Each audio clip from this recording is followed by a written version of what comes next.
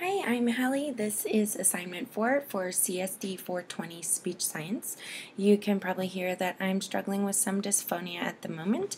I've had recurrent episodes of minor vocal nodes this year that flare up anytime I'm speaking too loudly for too long, anytime I'm in a crowded environment or somewhere busy and trying to speak over it. So I should be normal again in a couple of days. But it kind of makes for a fun experiment for this assignment. Maybe I'll try these measures again once my voice is back for comparison. Anyway, in 1998, Zemlin created a list of 6 distinct acoustic parameters of normal vocal quality. These are maximum frequency range, speaking fundamental frequency, maximum phonation time, minimum to maximum intensity at various fundamental frequency levels, periodicity of vibration, and noise generated by turbulent airflow. Since many of these variables are measured from a conversational speech sample, and I can't record myself in 2 programs at once, or at least I don't know how, I previously recorded myself reading aloud, and I'll use the data from this for many of the calculations. Maximum frequency range, first, is the range of every frequency a person's voice can produce, excluding pulse register but including falsetto. This can be measured by a simple exercise of singing scales like a vocal warm-up for singers. Most adults have a range of about 2.5 octaves. To measure my maximum frequency range, I will sing from my absolute lowest note to my absolute highest. Bear with my croaky voice here. I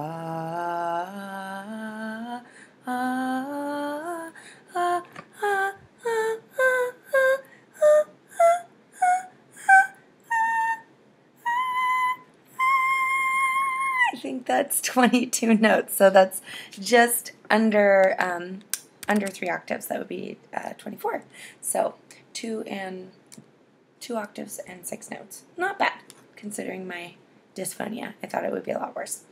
My speaking fundamental frequency, number 2, or habitual pitch, is the average rate of vocal fold vibration during normal conversation.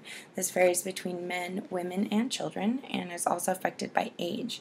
If a person's habitual pitch does not reflect his or her age and gender, it sounds strange and unnatural. This is a common issue for transgender women. Speaking fundamental frequency is measured by gauging the fundamental frequency across a speaking exercise, such as conversation or an oral reading. The average speaking fundamental frequency for a woman my age is about 195, and according to Pratt, I came in at 196, which is almost exactly average. Third measure here is maximum phonation time, also called air cost. It's the longest duration that a person can sustain a vowel on a single breath. I'm betting my results will be way below average on this one as well, since I'm losing a lot of air to all this breathiness. I'm just getting my stopwatch set up. I will measure my maximum phonation time by simply saying ah for as long as I can and timing it. Ready?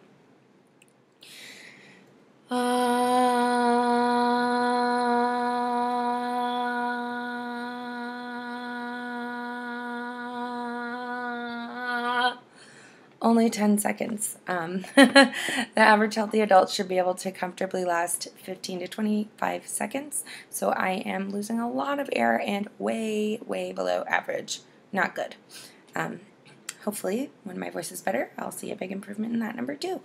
Our fourth measure is minimum maximum intensity at various fundamental frequency levels. It measures the amplitude variation or fluctuation of volume during speech. We can determine how dynamic or monotone someone's voice is by checking their ability to vary their volume or intensity. There should be at least a 20 to 30 dB variation at the middle of their frequency range. During my speech sample I recorded, my intensity varied from 40 dB up to 80 dB, with the mean being approximately 70. With a 40 dB range, I would say I'm far from monotonous. I could have told you that anyway. Our fifth measure is the periodicity of vibration. This measures how consistently the vocal folds are vibrating during speech, or the variation of the duration of the duty cycle across cycles. Slight variation across cycles is to be expected, but excessive variation is perceived as jitter or frequency perturbation, and it sounds rough or hoarse. like me. Conversely, too little jitter sounds unnatural. Approximately 1% or less is normal. We measure our jitter levels with our handy computer program, Pratt. Due to my present raspiness, I assumed I'd be a little higher than normal, and I was right. I came in at 2.7, almost 3 times the normal rate of 1%. So clearly there's something going on here. Number 6, our last measure, is noise generated by turbulent airflow or the amount of spectral or additive noise in the voice. Here, noise is defined as any unwanted aperiodic sound in the voice. Noise in the voice results from turbulent airflow, which is caused by obstacles in the way of the airflow that make it flow less smoothly. A normal, healthy voice has a very high rate of harmonics to noise. Higher levels of noise in the voice are perceived as breathiness, roughness, or hoarseness, much as I sound right now. On a normal spectrogram, the harmonics of the voice should account for the majority of the sound energy concentrated in the lower frequencies. If there's a large amount of noise in the voice, it will show more energy in the high frequencies.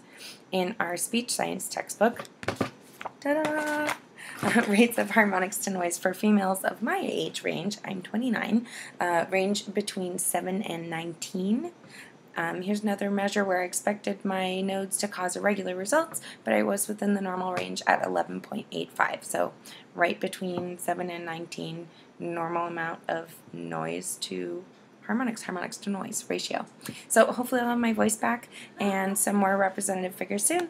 Thanks for watching. Have a good night.